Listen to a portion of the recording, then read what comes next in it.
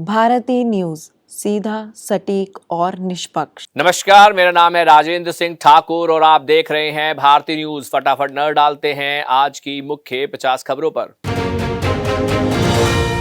Bengal rape murder आरोपी encounter में ढेर। पश्चिम बंगाल में नाबालिग से रेप और हत्या आरोपी प्रभास मंडल को पुलिस ने एनकाउंटर में मार गिराया। पुलिस के मुताबिक आरोपी हिरासत से भागने और राइफल छीनने की कोशिश कर रहा था।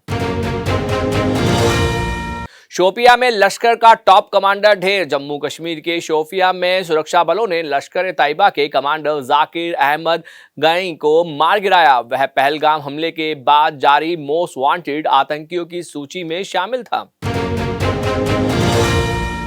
बारिश से कई राज्यों में तबाही। सूरत में 36 घंटे में 18 इंच बारिश से बाढ़ जैसे हालात बन गए, जबकि गुरुग्राम और जबलपुर भारी बारिश से प्रभावित रहे। प्रशासन ने हजारों लोगों को सुरक्षित स्थानों पर पहुंचाया और लोगों से सतर्क रहने की अपील की। मुंबई एयरपोर्ट पर टला बड़ा हादसा। मुंबई एयरपोर्ट पर एयर इंडिया और एयर इंडिया एक्सप्रेस के विमान एक ही रनवे पर आमने सामने आ गए। एयर ट्रैफिक कंट्रोल की तत्परता से समय रहते टेक ऑफ रोक दिया गया और हादसा टल गया। प्रम्बानन मंदिर जाएंगे पीएम मोदी। इंडोनेशिया दौरे के अंतिम दिन प्रधानमंत्री नरेंद्र मोदी आज ऐतिहासिक प्रम्बानन हिंदू मंदिर का दौरा करेंगे। इसके बाद वे 3 दिवसीय आधिकारिक यात्रा पर ऑस्ट्रेलिया रवाना होंगे। अमरनाथ यात्रा में रिकॉर्ड जत्था रवाना। अमरनाथ यात्रा के लिए एक दिन में रिकॉर्ड 9,837 श्रद्धालु 361 वाहनों के काफिले के साथ जम्मू से रवाना हुए। श्रद्धालुओं को कड़ी सुरक्षा व्यवस्था के बीच पहलगाम और बालटाल बेस कैंप भेजा गया। केजरीवाल का बंगला बनेगा गेस्ट हाउस। दिल्ली सरकार पूर्व मुख्यमंत्री अरविंद केजरीवाल के सरकारी आवास को स्टेट गेस्ट हाउस में बदलने की तैयारी कर रही है। यहां भविष्य में मंत्रियों और वरिष्ठ अधिकारियों के ठहरने की व्यवस्था की जाएगी। कैलाश दर्शन के लिए करना होगा इंतजार। भारत से कैलाश पर्वत के दर्शन के लिए इनर लाइन परमिट फिलहाल जारी नहीं किए जा रहे। श्रद्धालुओं को अनुमति मिलने के लिए करीब 2 महीने और इंतजार करना पड़ सकता है। लॉरेंस बिश्नोई के प्रत्यार्पण की तैयारी। अमेरिका जांच एजेंसी एफबीआई ने लॉरेंस बिश्नोई और जग्गू भगनवापुरिया को अमेरिका लाने की कानूनी प्रक्रिया शुरू करने की बात कही है। साथ ही गोल्डी बराड़ पर $50,000 के इनाम का भी ऐलान किया गया है।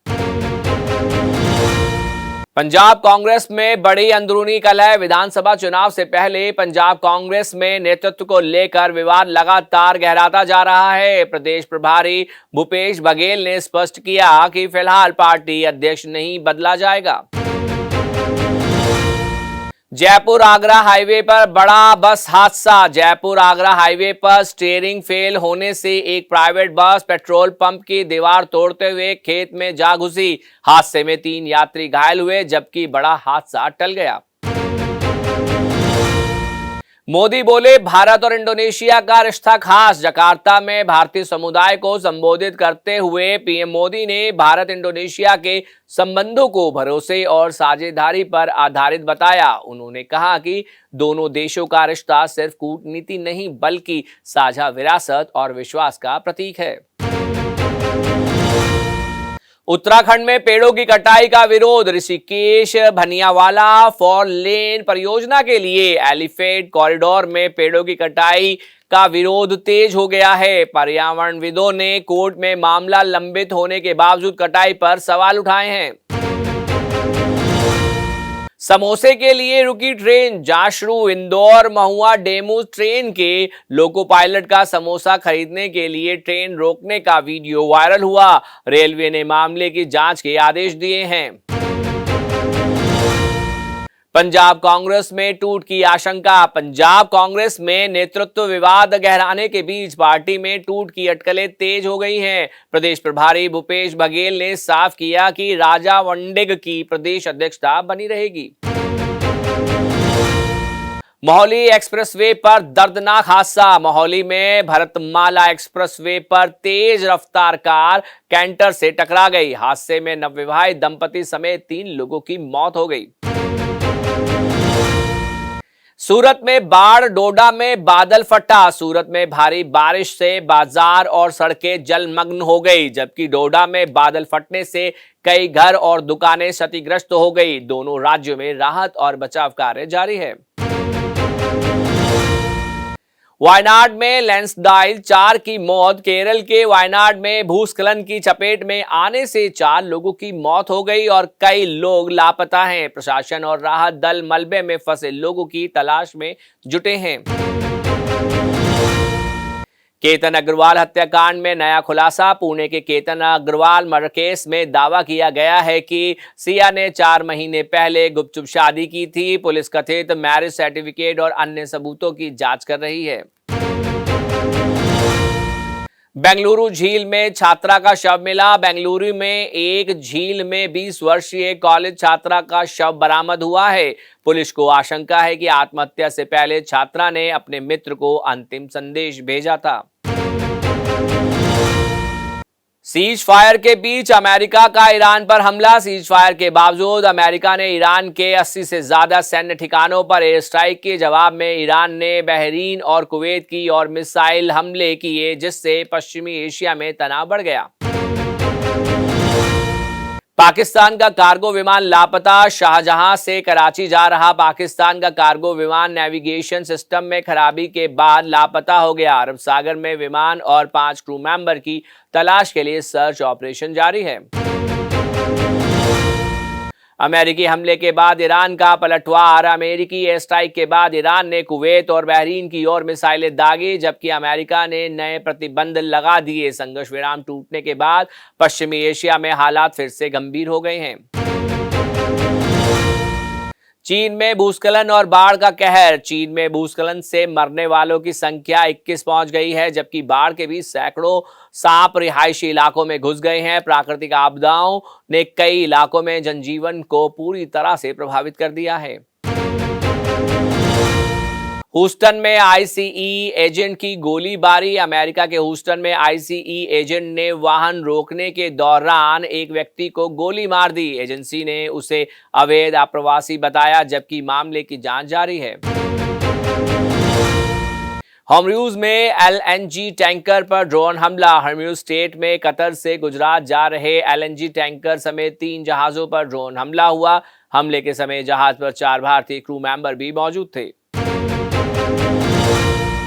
पीओके में प्रदर्शनकारियों पर गोलीबारी। पाकिस्तान अधिकृत कश्मीर में प्रदर्शनकारियों पर सुरक्षा बलों की कार्रवाई में अब तक 56 लोगों की मौत या लापता होने की खबर है। मानवाधिकार संगठनों ने घटना पर गंभीर चिंता जताई है। न्यूयॉर्क में निर्माणाधीन इमारत पर संकट। मैनहट्टन में निर्माणाधीन ऊंची इमारत के गिरने की आशंका के चलते आसपास की इमारतें खाली कराई जा रही हैं। प्रशासन से एहतियात के तौर पर पूरे इलाके को सुरक्षा घेरे में ले लिया है। नाटो समिट में ट्रंप के तीखे बयान। नाटो शिखर सम्मेलन में डोनाल्ड ट्रंप ने इटली की प्रधानमंत्री मेलोनी की तारीफ की, लेकिन ईरान युद्ध में समर्थन न देने पर आलोचना की। उनके बयान के बाद अंतर्राष्ट्रीय राजनीति में नई चर्चा शुरू हो गई है। पीएम मोदी ने बताया 8 नंबर का महत्व। जकार्ता में भारतीय समुदाय को संबोधित करते हुए प्रधानमंत्री मोदी ने अपने भाषण में 8 नंबर का विशेष उल्लेख किया। उन्होंने इसे भारत इंडोनेशिया की दोस्ती और दोनों देशों के मजबूत रिश्तों का प्रतीक बताया। अर्जेंटीना ने किया शानदार कमबैक। 2 गोल से पिछड़ने के बावजूद अर्जेंटीना ने मिस्र को 3-2 से हराकर फुटबॉल वर्ल्ड कप के क्वार्टर फाइनल में जगह बना ली है। टीम ने आखिरी 13 मिनट में 3 गोल दागकर रोमांचक जीत दर्ज की, जबकि मेसी ने टूर्नामेंट का अपना 8वां गोल किया।